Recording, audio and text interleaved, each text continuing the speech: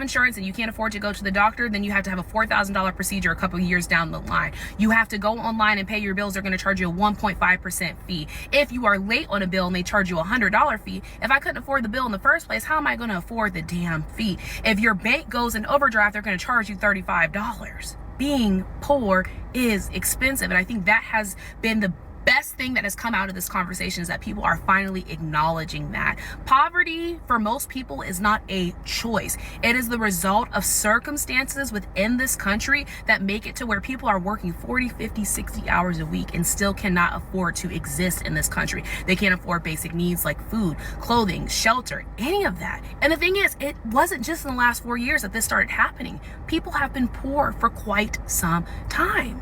And that is absolutely ridiculous. Your car breaks down, you can't get your car fixed, so then you can't make it to work, and it's just too much.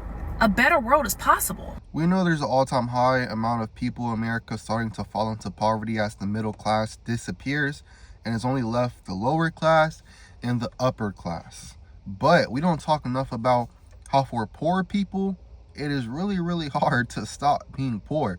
And I don't mean as in get a better job and save more money. You gotta think, you can't. Sometimes these things are not an option.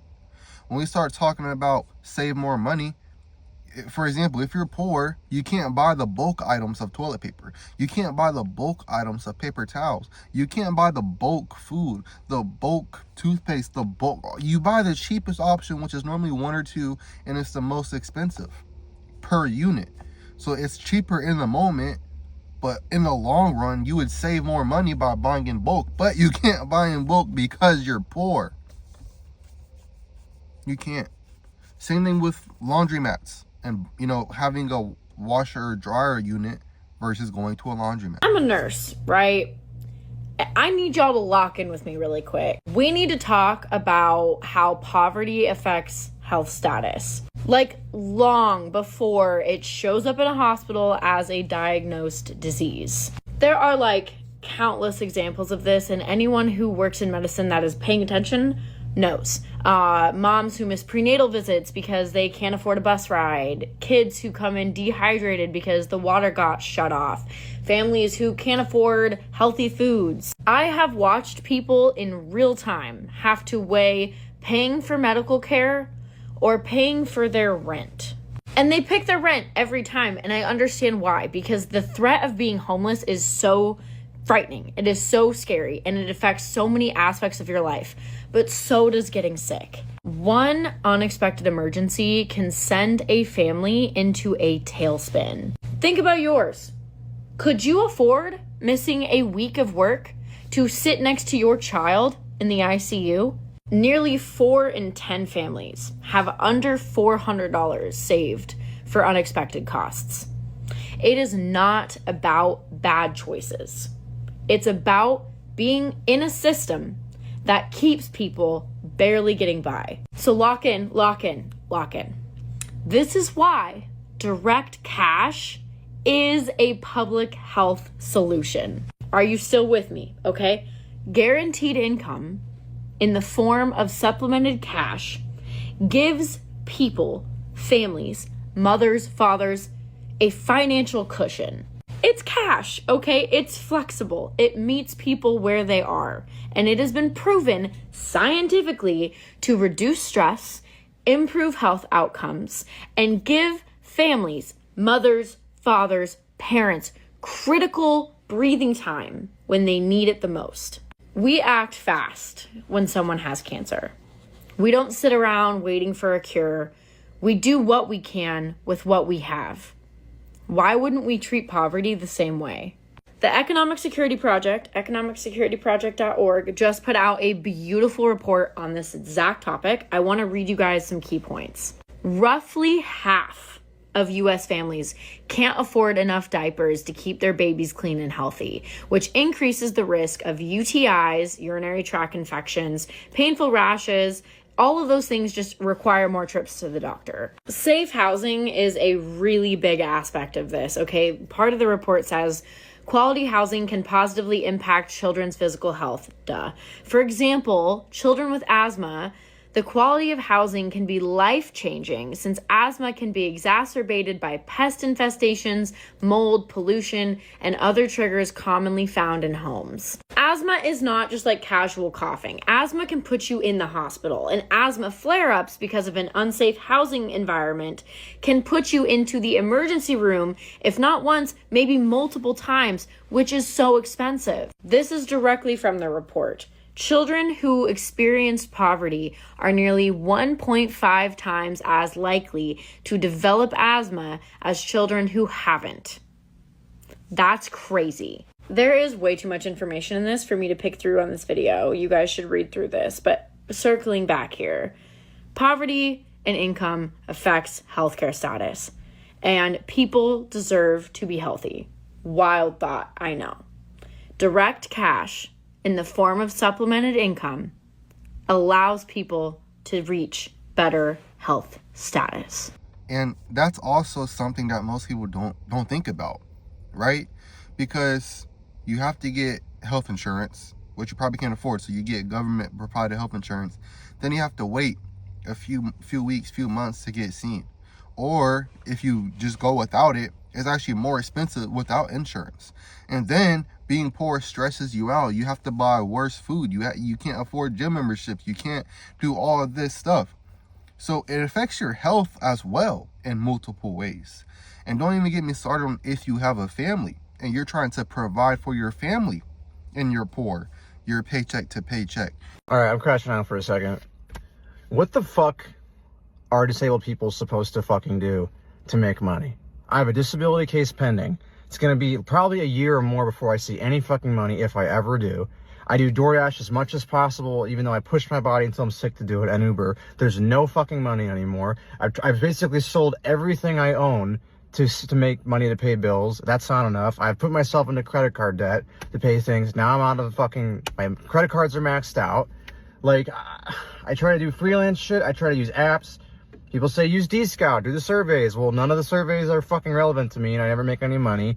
And my symptoms are too fucking, like, chaotic and unstable to ever, like, consistently do freelance. My house is full of fucking mold, making me sick every fucking minute I'm in it. So the last thing I want to do is force myself to stay in the house and use the computer and do what? Bid on fucking freelance audio jobs? That's what I do? Oh, make $10 to fucking mix someone's song? I'm just like, oh my God, I can't do it. I think we're all starting to understand this now because all of us are fucking miserable and broke and underpaid. But like, people that shit on poor people, that's the part they'll never understand. Is like, this is why people fucking rob liquor stores and shit.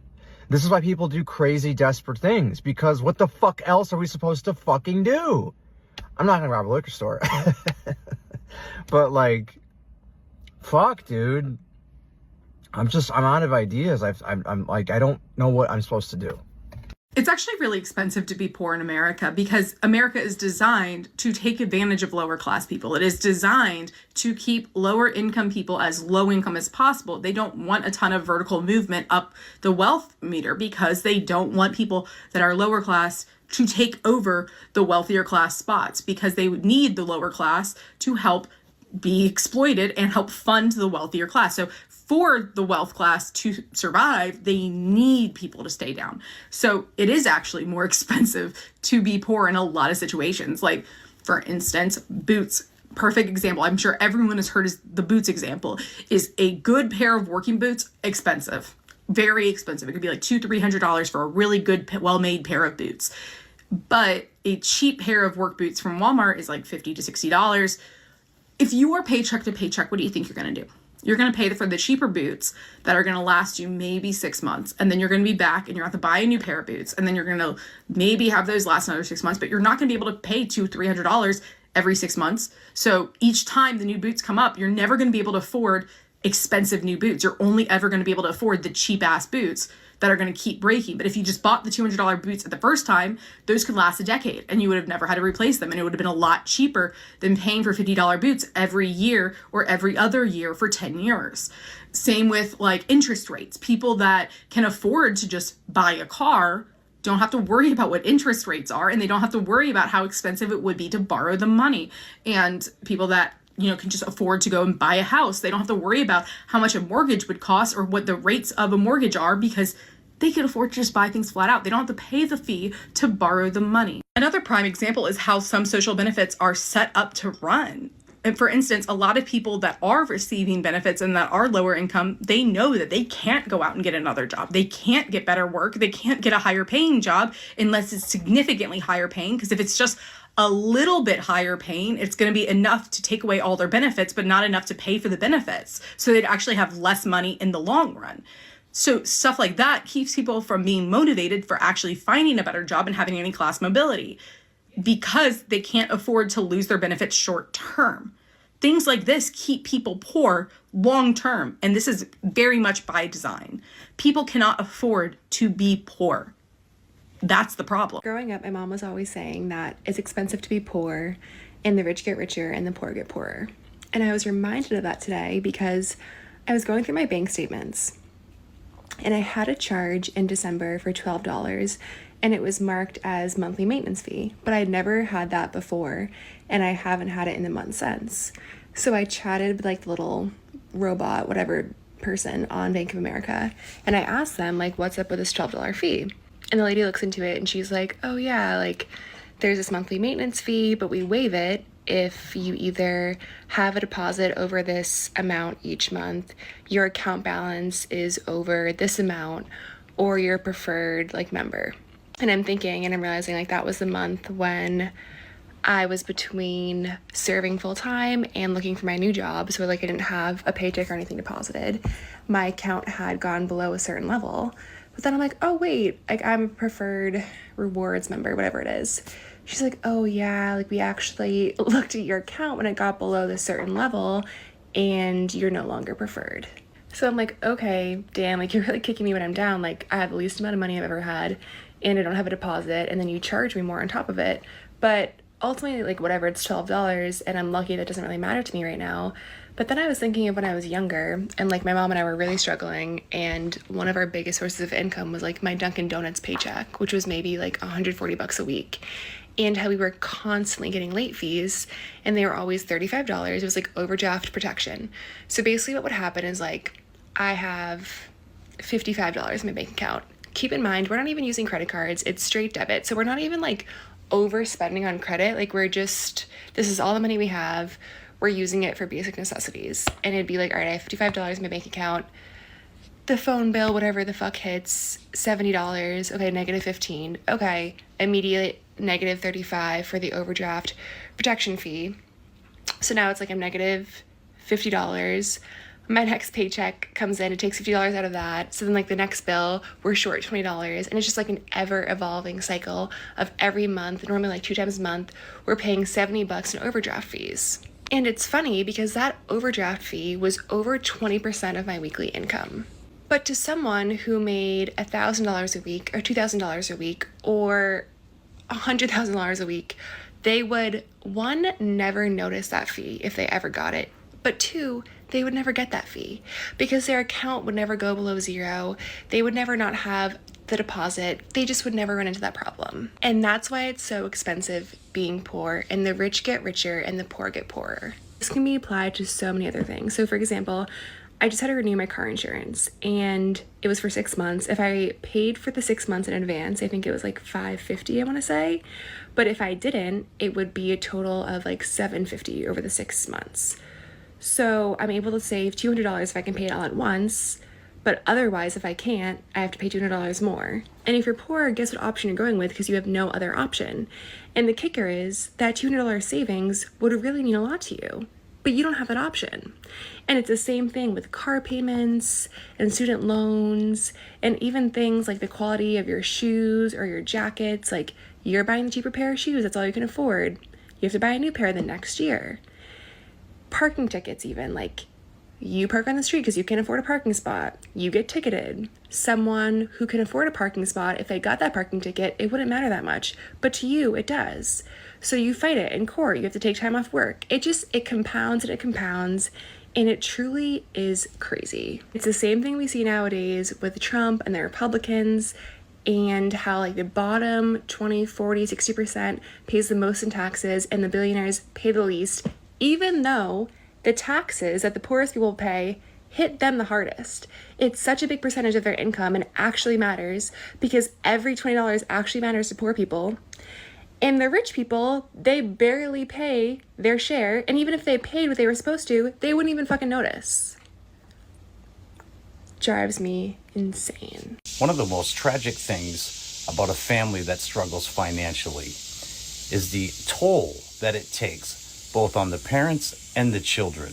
And what I mean by that is these parents, most of them, want the best for their kids. But because they're struggling to pay their bills, because their job doesn't pay enough for them to survive, they can't afford to buy all the things that their children want for birthdays, Christmas, holidays, etc., or even just a random trip at the store. And this leaves the parent getting frustrated with their lives and upset. And then they begin to get upset at their children for asking them for things. And they get mad. And then that child is left feeling like their parents don't care. Mom doesn't care. Dad doesn't care. They never buy me anything. They don't get me what I asked for on the holidays. They never get me what I asked for on my birthdays. Then they get mad at me for asking for things. But this is one of those unintended consequences. And this is what I mean by it's expensive being poor. Because this costs a lot in the emotional department. This costs a lot to that family structure, and leaving children emotionally drained and emotionally bankrupt. And the parent the same way, because they can never truly love their child or get the child the things that they want to give them and show their love and appreciation in that way. And instead that parent gets aggravated and frustrated and lashes out at their kids, causing a rift that is hard to be mended. This is why it's so important that we have living wages in this country, so more parents could treat their children the way that they want to treat them, and so that more children can know that their parents do love them, do care about them. But in this day and age, bills, they always come first, because the rent needs to be paid, the groceries need to be bought, the lights need to stay on, and yet that child is left empty, and those kids feel like their parents don't care. And I'll say it once again, it's expensive being poor in more ways than one. Like, share, follow for more. This is Grim with Get the Rant, and I'll see you all in the next video. It has never been more apparent to me that it costs more to be poor than it does to be wealthy than when I got my Sam's Club membership. For a $50 annual fee, all of my groceries suddenly became cheaper and I was able to get more of them. You see, for a good majority of my adult life, I was purchasing groceries the normal way that most Americans in the working class buy their groceries, going to Kroger or Walmart or other such places. I did not realize that if I got this Sam's Club membership and I was able to pay this annual fee, that suddenly I would be able to take that weekly grocery budget and make it go a lot further. And not just that, that budget goes a lot further and it buys a lot more food at Sam's Club, because these are bulk items that we're talking about here, folks. This feels like a slap in the face. It feels like a slap in the face because I can't explain to you how long it feels like it's been a struggle to budget and to just get, just on top of things enough that now you can afford this annual fee. And then to see it never really had to be that hard to get everything that you needed, that it never had to cost that much. And folks, it doesn't stop there, because I need you to understand, while I was doing self-checkout today at Sam's Club, I had an associate helping me understand how to do the self-checkout process. And the associate tells me, I see that you are not a Plus member. If you pay just this much more each year, you can be a Plus member and save even more money.